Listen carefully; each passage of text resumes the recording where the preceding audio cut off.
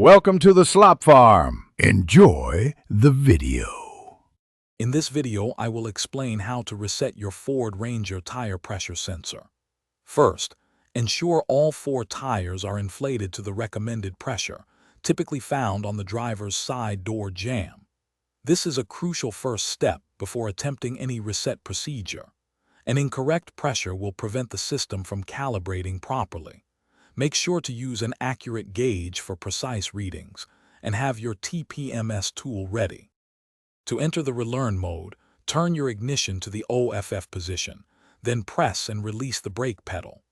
Next, quickly cycle the ignition from OFF to RUN 3 times, ending in RUN. Press and release the brake pedal again, then repeat the OFF to RUN cycle 3 more times. You should hear a single horn chirp, confirming the system is ready to relearn the sensors. Once in relearn mode, use your TPMS activation tool. Start with the left front tire, holding the tool near the valve stem and activating the sensor. You will hear a single horn sound, indicating success. Then, move clockwise to the right front, right rear, and finally the left rear tire, repeating the activation process for each. The system will confirm each sensor's training with a horn chirp. After training all 4 sensors, the message center may display training mode complete. If not, simply turn the ignition off.